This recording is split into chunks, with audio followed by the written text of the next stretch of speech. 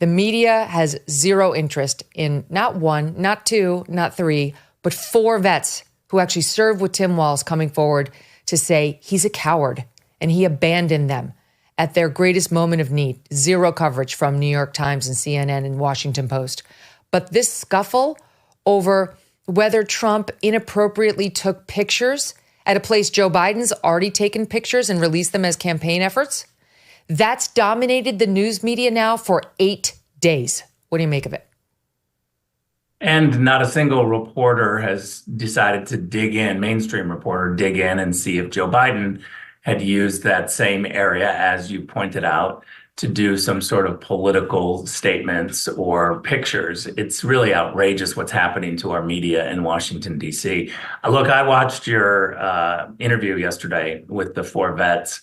I don't know of anyone else who has spent the time to find people who served with Tim Walz, because I do think that it's important that we speak to people that served with him. I know his brother is now endorsing Donald Trump, but people who know him the best, who served in those incredible moments where you sign up to serve your country. And I should be clear, I didn't serve in the military. I have incredible respect for people that do.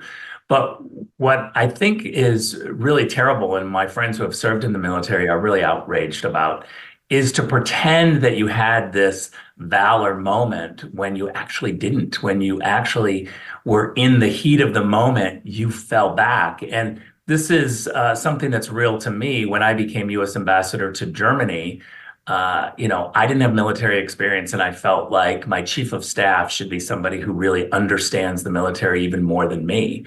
So I asked this first lieutenant in the Army, who I knew, if he would come to Berlin and be the chief of staff at the embassy. And Megyn, he told me it was a dream job. He would love to do it, but he was literally on his way to Syria. He's still in the United States, about to deploy to Syria. And he said, I have, 6, 8, 12 men that I've trained, and I really owe it to them to bring them home alive. I told their families that I'd bring them home alive. So I need to go. I need to finish this duty. And then when I come back, if the job is still open, I'd love it. And I remember telling him, wow, the job will still be open because you're the exact person that I would love to have in this job. So we just held it open. He went to Syria. And then when he came back, he became the chief of staff. Those are the moments, those are the people that in that pressure time when you have to decide, are you going to step up and are you going to give up yourself and sacrifice? Those are the people that you really want around you. And I think Tim Walz and what he's done in that moment where he cracked and he went back, but then instead of just going away quietly, realizing you didn't have it, you pretend like you did. And you have this moment of valor, talking about using weapons of war to make a policy point on guns. I mean, I find the whole thing to just be unbelievable. And the fact that the media isn't digging in and talking to these people who know him best and questioning him, and he's not being transparent, the campaign's not being transparent. I find the whole thing to be just typical swampy Washington, D.C. We got to move away from this.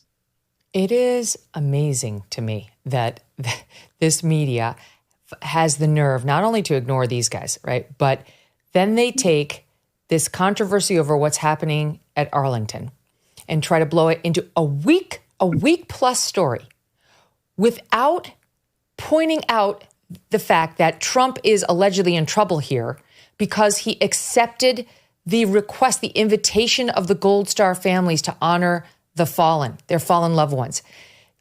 She not only didn't go, and again, the Gold Star families say she was invited. The White House now denying that. We'll get to the bottom of it.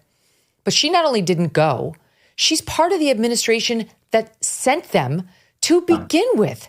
And where's the media write-up about that? About I was the last person in the room and the withdrawal was a success, and praising exactly how it was done after it was done, and never meeting with the families.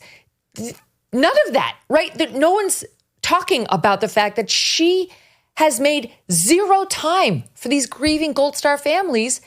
Trump repeatedly has met with them, But the media's only too happy, Rick, to run with, oh, but he took some pictures, therefore he's evil. Yeah, look, what's happening in Washington, D.C. is truly pathetic. I mean, I know world leaders who would die to have the press corps in Washington that Joe Biden and the Democrats get, that Kamala Harris is receiving right now. There are people around the world that realize the Washington, D.C. mainstream media, and you could list them, right? It's NBC, it's AP, it's CNN, New York Times, Washington Post. It's all of them who just constantly defend whatever the Democrats do. And I really, the key to this whole thing is that you have these young reporters who go to Washington, D.C., and it's a big, fun city now. It's no longer the Jeffersonian place where you go for a short amount of time and then you leave to go live under the rules you created. Now we've got huge budgets, we've got lobbyists, we've got reporters. They all go to church together. They all go to school together. They're never going to write stories that create a smaller, less powerful Washington, D.C. with a smaller budget. They're never going to do that. They want Washington, D.C. to be bigger, better, badder, meaner, because it's their city. And that's the problem, is the rest of us who live outside of Washington, we have to stop asking for those people inside Washington to reform themselves. I've said this before, but it would be akin of like coming to Los Angeles and saying, I've got a great idea. Let's get rid of movies. And everybody says, kill them. We don't want them here. And so we need to start sending people to Washington that are not of Washington, whose social life is not in Washington. I'll tell you one great example of a senator who already lives that is Ron Johnson. He gets out of Washington as fast as he can. And he literally, his whole life is back in Wisconsin. And I love that. I think we need more people like that. Yeah, at least you have a shot of staying normal. It's a shot.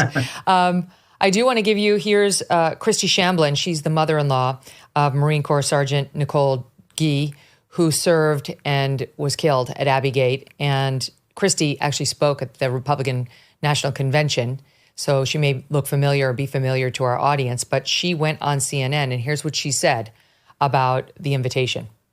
We invited both President Trump and the Biden-Harris administration, and we didn't hear back from the White House. We were happy to welcome President Trump to lay wreaths with all three of our families and our wounded, some of our wounded from that day. And when he came to Section 60, it was at our request.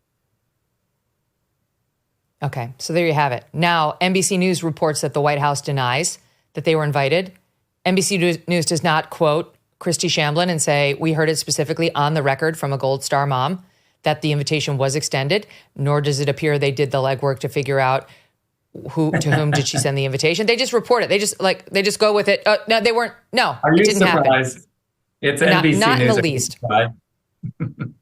It's just disgusting. It's so disrespectful. And the thing, Rick, that's really pissing me off is that I know that the media sucks. I know, but like this is very disrespectful to the Gold Star families. And while they're doing it, they're cloaking themselves in this, we're the ones who care about the Gold Star families mantle, right? Like we care about treating the families with respect. Meanwhile, neither she nor her boss have done that for 4 years. The watch, she didn't show up. And by the way, speaking of NBC, look what they said. Look what they tried to claim. Kamala Harris was at the dignified transfer when the 13 service personnel came back. Look at this. You know who the families also invited? Joe Biden and Kamala Harris. Where were they? Joe Biden was sitting at a beach. Kamala Harris was sitting at her mansion in Washington, D.C. She was 4 miles away. 10 minutes. She could have gone to the cemetery and honored the sacrifice of those young men and women. But she hasn't. She never has spoken to them or taken a meeting with them. Well, they did meet with them during the dignified transfer. They were with them at the dignified transfer. Kristen Welker lying. NBC had to later issue a paper statement saying that wasn't true. Harris didn't show. I mean, look, this is the problem. I've been calling out all of NBC and calling them Comcast Media. I think people need to realize that Comcast is funding this, and this is a Comcast Media outlet. They don't check whatever some young staffer at the White House tells an MSNBC or an NBC reporter who's also 26 years old, whatever they say, they just regurgitate and put on Twitter. There's no checking. There's no journalism. There's no skepticism when it comes to what Democrats tell NBC or MSNBC. It's outrageous. And again, we have to start not only calling it out, but we have to demand better. We have to demand better from places like Comcast. They don't get to gaslight us and then ask us to buy their services. I find it to be really offensive, and somebody needs to hold them to account. They push misinformation, disinformation, propaganda, whatever you want to call it, every single day, and they just don't care. If you're tired of the same old coffee from those mega corporations pushing their woke agendas, listen up. It's time to take a stand and support a brand that truly embodies American values, Blackout Coffee. These guys stand with hardworking Americans who believe in family, faith, and freedom. They roast some of the most incredible coffee you will ever taste using only premium grade beans, roasted, and then shipped to you within 48 hours. And for the cold brew fans, Blackout Coffee is excited to announce the launch of their 2 new ready-to-drink cold brew coffee latte options. Don't settle for less. Make the switch to Blackout Coffee. Head on over to blackoutcoffee.com/MK or just use the code MK when you're checking out for 20% off your first order. blackoutcoffee.com/MK. The code is MK. Join the movement. Taste the difference. Remember, with every sip, you are supporting a brand that stands for America. Be awake, not woke. Thanks so much for watching. If you like what you just saw, hit the subscribe button for more clips and full episodes.